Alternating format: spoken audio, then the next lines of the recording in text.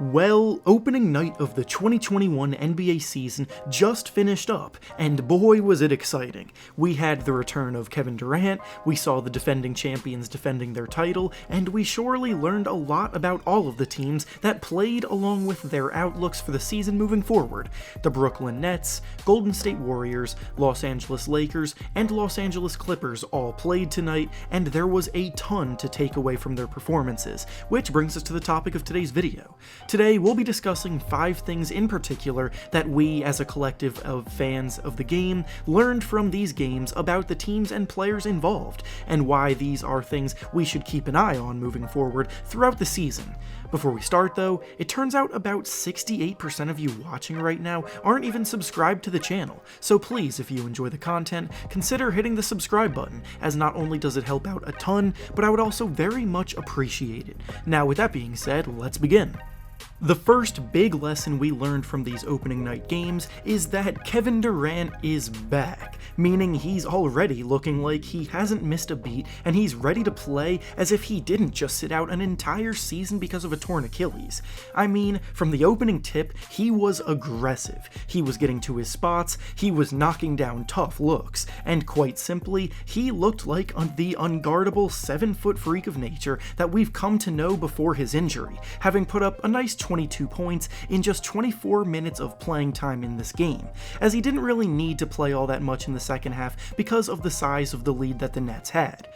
Obviously, we'll need more than just a 1-game sample size to declare that he's fully back to being the undisputed top 2 player in the league that he was at his peak, but at the very least, he's back to being a superstar shot maker and playmaker that gives the Nets one of the best go-to options in the league. Whether or not the Warriors' defense is genuinely just a bit suspect, or if he's actually being back to as good as he looked, will be determined as the season progresses, but I'm leaning on the latter at this point in time. And all the hype about the Nets because of Durant's return seemed to be justified after that beatdown they just gave Steph Curry and the Warriors.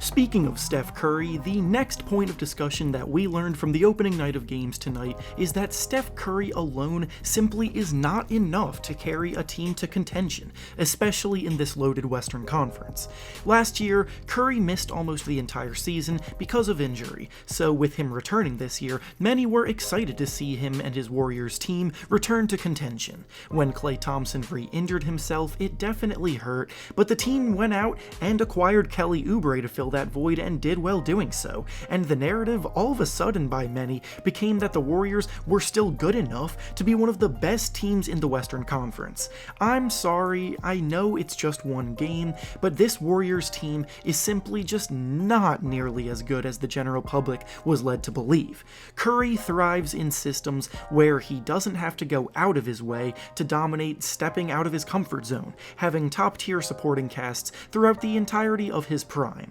But now, he has to be someone that forces himself to take over games and shoot the ball in much higher volume, and I just don't think that's the kind of player that he is. Tonight, he struggled to get going, scoring only 20 points on 21 shots, and he's going to have to get more comfortable taking over games for the Warriors to salvage a strong season.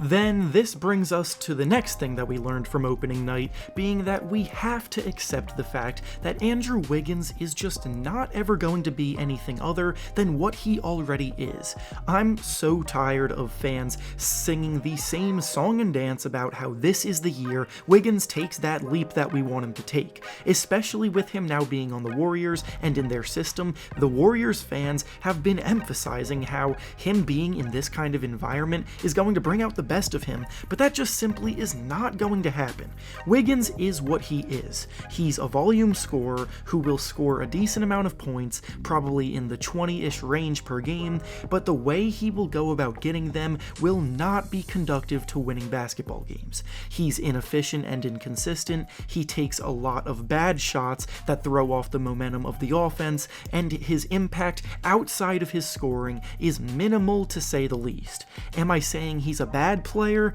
No, he's not bad by any means, but at the same time, I don't think you can call him a good player either, and in all honesty, it was a mistake bringing him to Golden State in the first place.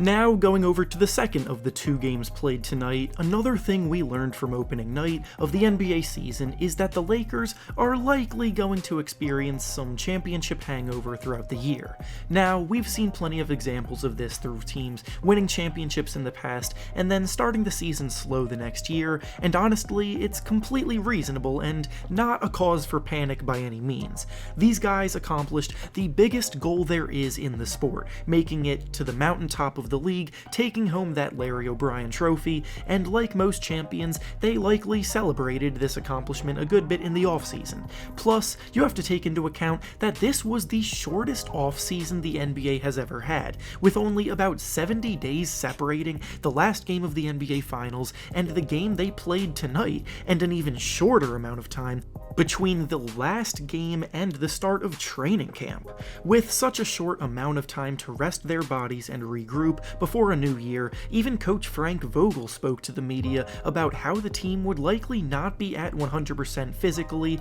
at the beginning of the season, and tonight that absolutely looked to be the case. So is it time to panic for Lakers fans? No, of course not. The Lakers brought in a bunch of new players that they have to integrate into the rotation. LeBron James and Anthony Davis are likely not going to go as hard as they can right off the bat in order to conserve themselves for another deep playoff run, and the Lakers even lost last season's season opening game against the Clippers before winning the title, so you have to keep all of this in perspective.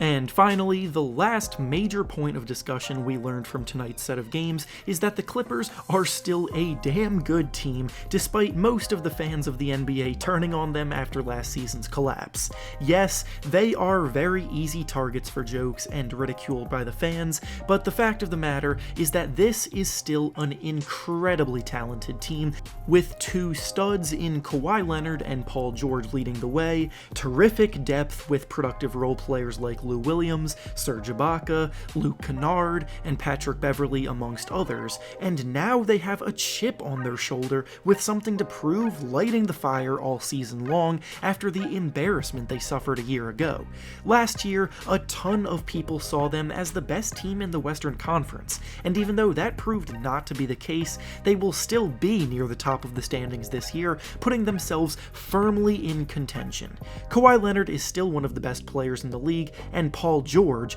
knows that he has a lot to prove after his disappointing year last season.